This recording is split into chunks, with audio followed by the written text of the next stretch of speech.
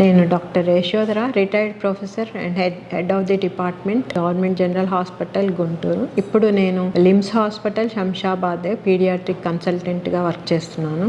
ఈరోజు మనము పిల్లలకి బాతింగ్ ఈజ్ వెరీ అంటే స్నానం చేయటం అనేది చాలా ఇంపార్టెంట్.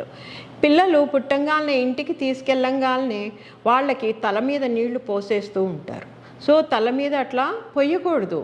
సో కనీసము అంబలికల్ స్టంప్ అంటారు, బొడ్డు మానేంత వరకు కూడా స్నానం కొంచెం డిలే చేయొచ్చు. ఈ అంబలికల్ స్టంప్ మామూలుగా 7-8 రోజులకి అది పడిపోతుంది. అది పడిపోకపోతే, ఎక్కువ రోజులు పడిపోకపోతే గనక మనం కొన్ని ఇన్ఫెక్షన్స్ సస్పెక్ట్ చేయొచ్చు. అప్పుడు వెంటనే డాక్టర్ని కన్సల్ట్ చేయాలి. స్కిన్ కేర్ ఎలా తీసుకోవాలి, బాతింగ్ అనేది ఎలా తీసుకోవాలి, రోజు కూడా మామూలు నీళ్ళతోనే స్నానం చేయించాలి. ఉట్టి నీళ్ళతోనే ఏమి కలపకుండా అందులో ఉట్టి నీళ్ళతోనే స్నానం చేయించాలి.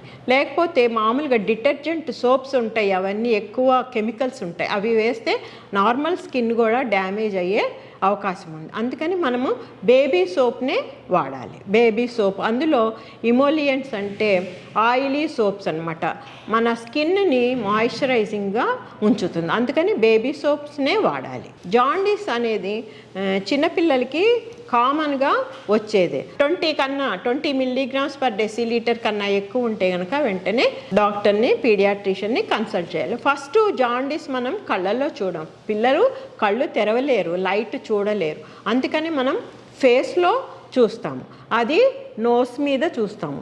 నోసు కొంచెం బ్లాంచ్ చేసి చూస్తే అది ఎల్లోగా కనిపిస్తుంది. సో ఫేస్ వరకు ఉంటే అది 5 మిల్లీగ్రామ్స్ ఉన్నట్టు మనం క్లినికల్గా మనం ఎస్టిమేట్ చేయొచ్చు.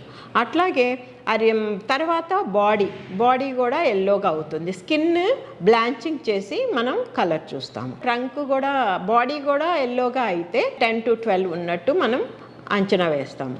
తర్వాత సోల్స్, పామ్స్ అండ్ సోల్స్, అరికాళ్ళు, అరిచేతులు అవి ఎల్లోగా అయితే గనక వెంటనే డాక్టర్ని పీడియాట్రిషియన్ని సంప్రదించాలి. వాళ్ళు ఈ జాండీస్ ఎక్కువైతే గనక వెంటనే ఫోటోథెరపీ అంటారు, లైట్ల కింద పెట్టి అది తగ్గించటానికి చేస్తారు.